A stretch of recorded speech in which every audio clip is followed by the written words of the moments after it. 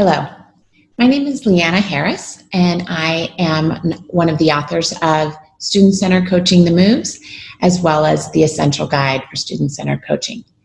Today, I want to talk a little bit about one of the questions that many of us have at this time of the year as coaches, which is, what should we be spending our time doing during the first couple of weeks of the school year?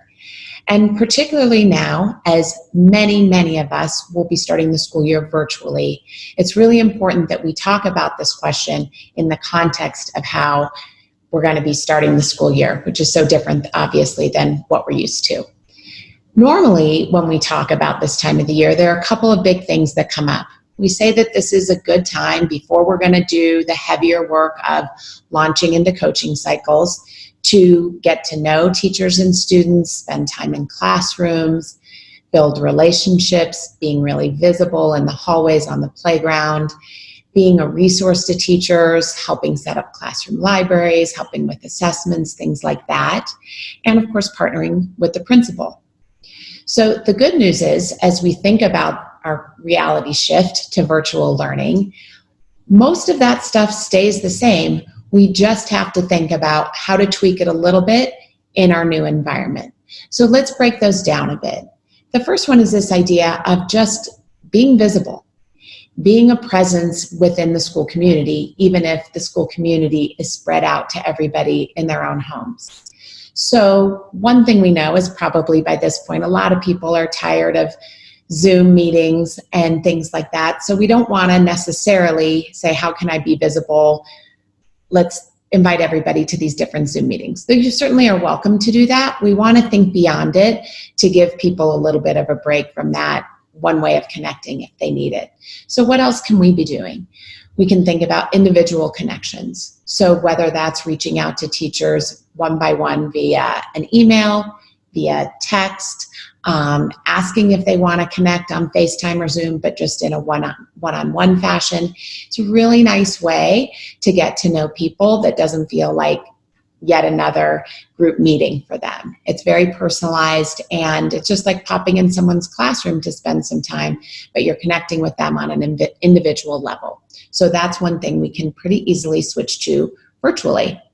Also, just like when we're in person, we can attend meetings. So if there's some team meetings happening, obviously staff meetings, if PLCs are getting up and running, those are the kind of things that you can just be a presence. It doesn't mean you're leading it. It doesn't mean that you have any role other than just being present, listening, and letting people know you're there and that you're there for them. That can be a great way to be visible and start getting to know people.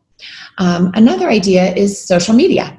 So just thinking about setting up an Instagram or a Facebook page for you as a coach. And that's a place where you're sharing things about yourself professionally, maybe even a little bit personally, sharing things about the school, and kind of having these social media presence for you as a coach is another great option. And it's a way that you can maintain visibility even in a virtual world.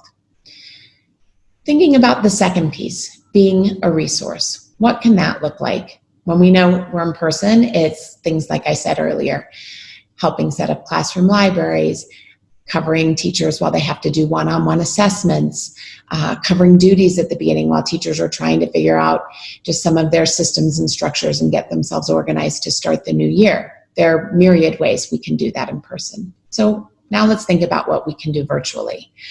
You can still help with a lot of things. You can start helping with lesson and unit planning.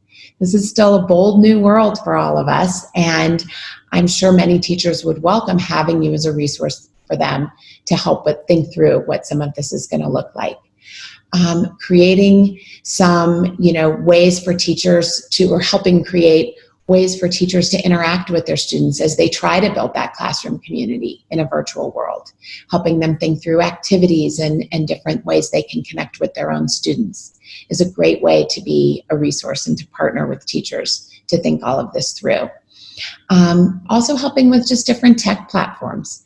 We all have different levels of experience with this, and bringing two heads together to think it through, and you sharing what you know and what you've tried, and probably learning from these teachers also as well, is a great way to help out during this time as everybody's just trying to start the year off in such a unique and unusual way.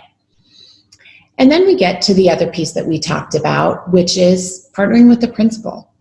We know how vital that is to the success of this work. And when we're starting a school year under normal conditions, we need to be doing things like making sure we're on the same page with our school principal. Do we both have the same vision for coaching? Is our role as coach clearly defined and understood by both of us? So that's work you can still be doing together. Spend some time to think all of that through. Secondly, there's the idea of thinking about how you're going to market this work. We have to do that when we're in person, and we have to do it when it's virtual. How do we make sure that our school community, all of the teachers that we work with, understand what student-centered coaching is and how it might look different from coaching that they've experienced in the past? And furthermore, how it might look even a little bit differently now that we're in this new way of doing things for the time being. So that's great work you can do.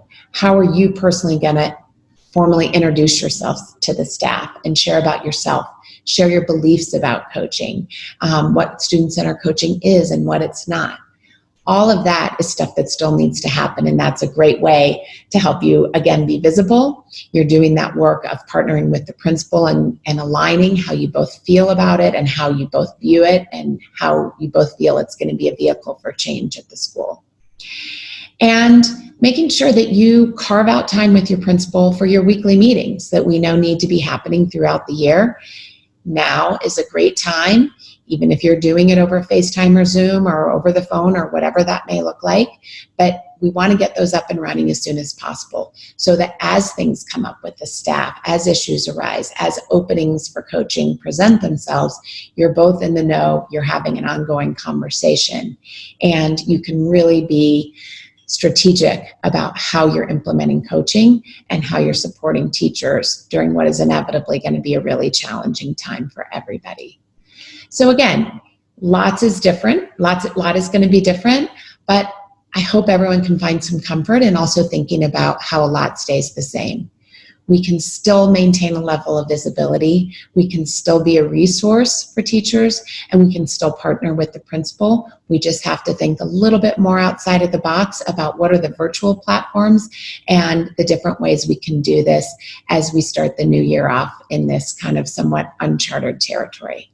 So good luck to all of you. Enjoy the beginning of the school year, and hope everyone has a great day. Thank you.